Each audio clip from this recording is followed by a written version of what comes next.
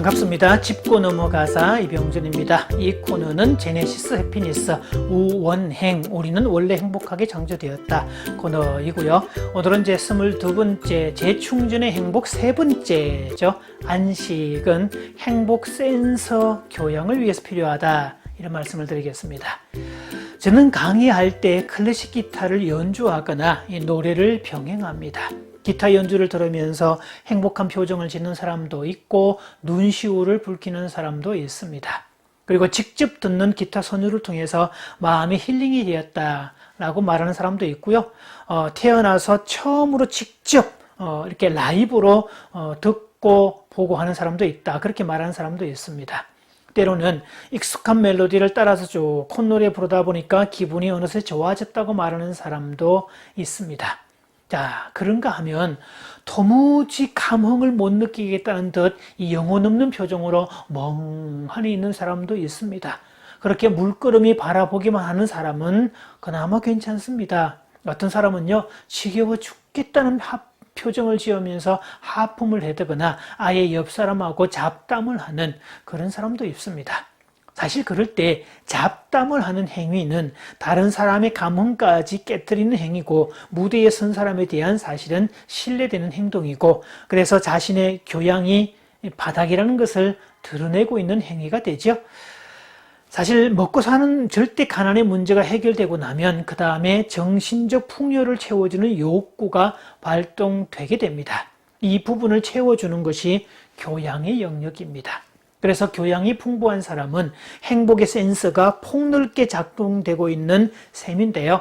이렇게 풍요로운 세상을 살면서 기본 교양을 갖추지 못했다면 정신적 가난, 정신적 영양실조로 살아야 됩니다. 그래서 교양 수준이 낮은 사람은 좋은 것을 좋다고 느끼는 감각을 갖추지 못할 것이고 그렇다면 그는 자신을 둘러싼 모든 행복의 조건들이 다 완벽함에도 불구하고 느끼지 못하는 즉 행복 센서가 제거당한 사람이라고 보셔야 됩니다. 그러다 보면 이 인간으로서 좀 가치 있게 교양 있게 살아가기보다는 그저 생물학적 욕구만 충족하고 살아가는 그런 존재가 되는데요. 그저 생존 본능의 근거에서 생존 방식만 추구할 뿐이지 사람으로서 의미와 가치는 이 존재론적 인식을 하지 않는 그런 사람이 될 수밖에 없겠죠. 교양의 부족이 낳은 현상 중에 한 가지가 이 술 문화 아닐까요? 한국은 1인당 술 소비량이 세계 1등입니다. 영국의 위스키 수출 대상국 1위국이기도 합니다.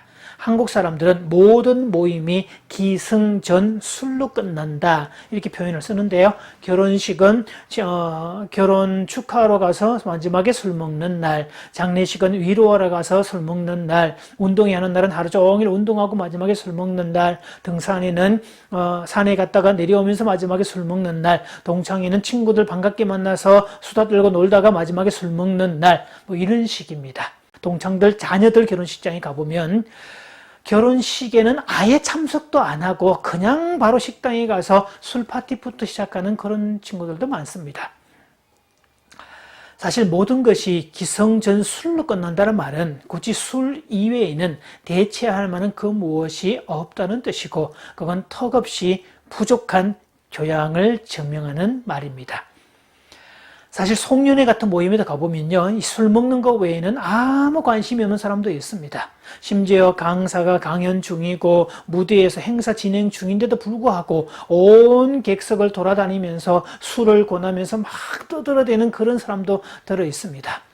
그래서 청중의 대형이 원탁으로 되어 있는 어떤 호텔이나 뷔페 예식장 같은 곳은 강사의 집중도가 확 떨어지는 그런 현상이 있습니다.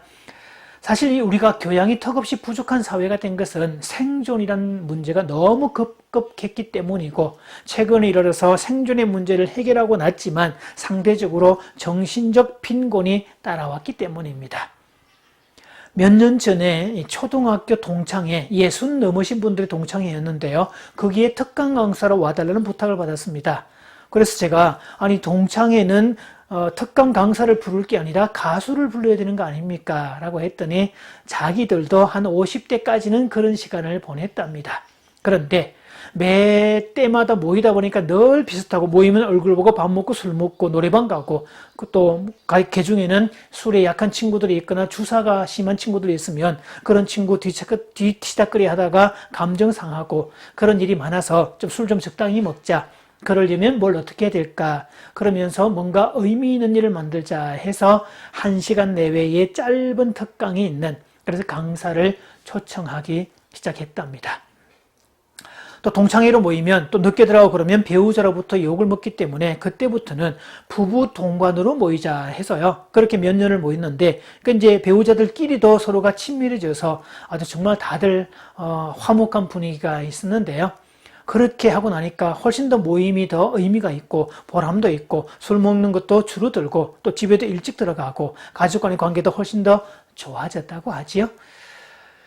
교양이란 부분에서 한국 남자는 참 불쌍합니다. 생존 전문가로 길러진 많은 남자들은 그저 처자식 굶기면 안 된다 이런 사명감으로 충만해 있어서 자신의 몸이 부서지는 줄도 모르고 악착같이 주구장창 일만 하다가 청춘을 다 보냅니다.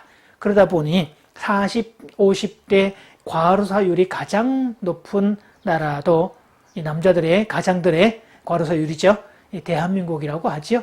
그러다 보니 행복 센스가 망가져서 그저 쾌락과 돈의 노예가 되어 있고 관계의 젬병이가 되어서 아내와 아이들로부터 외면당하는 존재가 됩니다.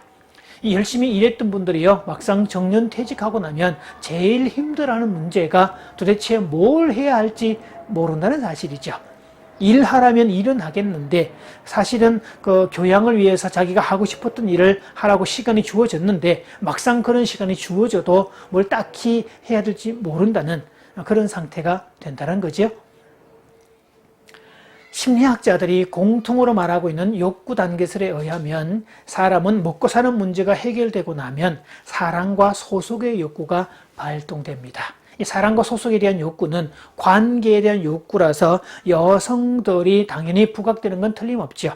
근데 분명한 것은 미래 사회로 가면 갈수록 여성성이 부각될 것이고요. 관계성이 다분히 부각될 것은 틀림없습니다. 그래서 미래는 열심히만 살면 된다가 아니라 관계를 하면서 살아야 되고 관계를 위해서는 교양이 필요하고 또 그렇게 관계를 만들어가고 사람으로서 의미와 가치를 추구하려면 교양이 필요하다라는 뜻입니다. 그래서 교양의 향상을 도와주는 학문이 인문학과 예술 분야인데 사실 안타깝게도 학교에서는 이 부분을 가르쳐주지 않습니다.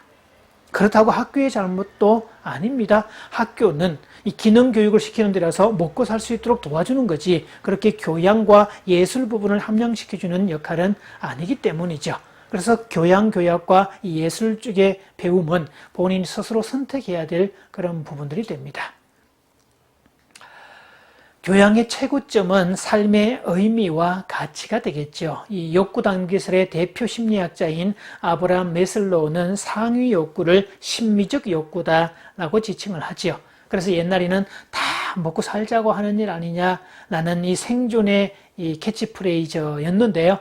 지금은 먹고 사는 차원을 넘어서 삶의 의미와 가치를 추구해야 되는 거 아니냐라고 물어야 될 시기가 왔습니다. 그래서 교양이 가장 필요한 시기가 됐는데요. 그런 부분에서 앞으로도 추구해야 될 부분이 그런 부분들이겠죠.